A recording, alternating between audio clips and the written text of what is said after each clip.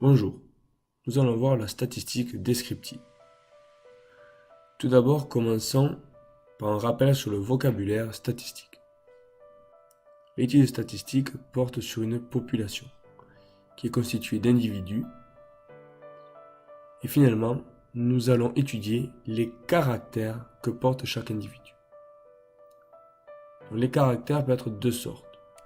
Soit c'est une variable qualitative, c'est-à-dire une variable non mesurable, la couleur des yeux, la couleur des cheveux, ou soit ça peut être une variable quantitative, c'est-à-dire qu'on peut la mesurer, que la variable est mesurable. Et là, il y a deux possibilités.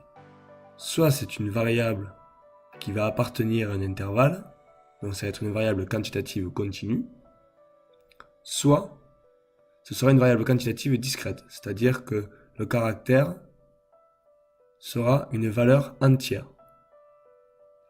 On a les deux cas, une variable mesurable, la taille, l'âge, le nombre d'enfants dans un foyer, les notes scolaires. Et finalement, calculer des paramètres statistiques est possible seulement lorsque nous sommes dans des variables quantitatives. Donc le premier paramètre que nous allons étudier, c'est la moyenne. Comment déterminer la moyenne? Nous allons voir ça sur un exemple. Donc j'ai 6 notes. Donc pour déterminer la moyenne, je vais additionner toutes les notes et diviser par le nombre de notes.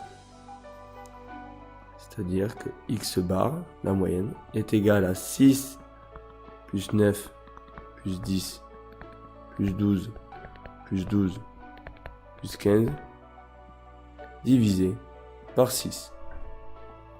Et ceci est égal à environ 10,7.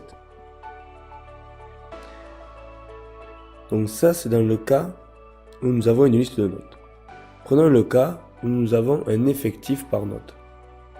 Donc ici, pour calculer la moyenne, je vais multiplier à chaque fois la note par son effectif associé, dans un premier temps. Donc 4 fois 3, plus 7 fois 4, plus 9 fois 2, plus 10 fois 5, plus 13 fois 4, plus 15 fois 2. Et je vais diviser par l'effectif total, qui est 3, plus 4, plus 2, plus 5, plus 4, plus 2. Ce qui est égal à 190 divisé par 20. Et donc, la moyenne des notes est égale à 9,5. Nous étions dans deux cas de variables quantitatives discrètes. Nous allons voir le cas dans les variables quantitatives continues. Donc cette fois-ci, mes notes sont rangées par classe. C'est-à-dire que j'ai 3 notes qui appartiennent à l'intervalle 3-5, 6 notes qui sont comprises entre 5 et 10, 9 notes qui sont comprises entre 10 et 15, et 2 notes qui sont comprises entre 15 et 20. Donc pour pouvoir déterminer la moyenne de ces notes, dans un premier temps, la chose à calculer, c'est la valeur centrale de chaque classe. Donc la valeur centrale de la première classe est 2,5, 5,5, puis 12,5, 17,5. Rappel, pour déterminer la valeur centrale d'une classe, dans un intervalle par exemple A, B, je fais 1 demi de A plus B. Donc pour calculer la moyenne, je vais donc multiplier la valeur centrale avec l'effectif. Donc 2,5 fois 3, plus 5,5 fois 6, plus 12,5 fois 9, plus 17,5 fois 2, divisé par l'effectif total, qui est donc 3, plus 6, plus 9, plus 2. Et donc c'est égal à 188 divisé par 20, Donc la note moyenne est égale à 9,4. Nous avons vu comment déterminer la moyenne. Nous allons voir comment déterminer deux autres paramètres statistiques, qui sont la médiane et les quartiles.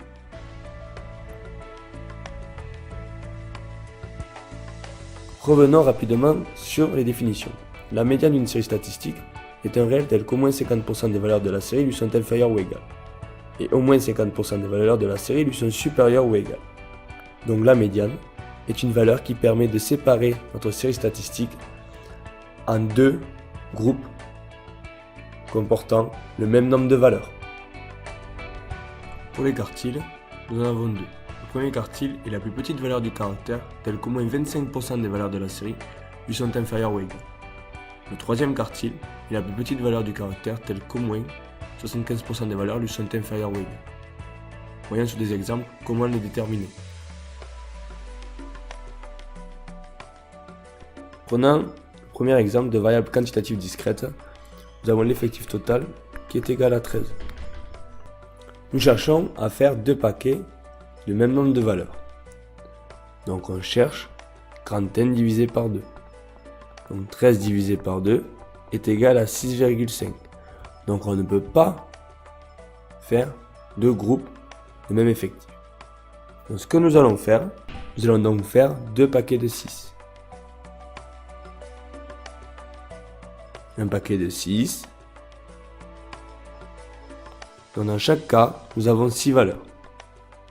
Et la médiane, donc, c'est 12. C'est la valeur centrale. Donc finalement, dans le cas impair, c'est la valeur centrale de notre série statistique. Maintenant, pour déterminer les quartiles. Donc pour déterminer Q1, ce que nous allons faire, comme c'est au moins 25%, nous allons diviser l'effectif total par 4. Donc 13 divisé par 4, c'est égal à 3,25. Donc comme c'est au moins, nous allons prendre la valeur du dessus, c'est-à-dire que Q1 va être égal à la quatrième valeur de notre série. Donc 1, 2, 3, 4. Nous avons Q1 ici. Pour déterminer Q3, c'est au moins 75% des valeurs. C'est-à-dire que c'est les 3 quarts de notre effectif total. Donc 3 quarts de 13, c'est égal à 9,75. Et de la même façon, nous allons prendre la valeur du dessus. C'est-à-dire que Q3, ça va être notre 10e valeur. Donc 4, 5, 6, 7, 8, 9, 10. Q3 est égal à 14. Prenons maintenant un exemple, toujours de variable quantitative discrète, mais cette fois avec un effectif pair. Ici nous avons 14 valeurs. De la même façon, on cherche à faire deux paquets du même nombre de valeurs. Donc, grand N divisé par 2, ce qui est égal à 14 divisé par 2, c'est égal à 7. Donc on peut faire deux paquets de 7. Prenons les 7 premières et les 7 dernières.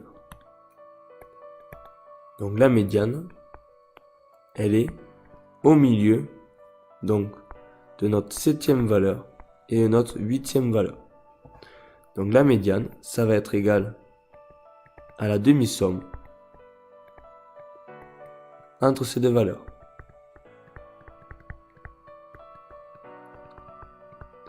Ici, c'est un cas particulier, nous retrouvons 12.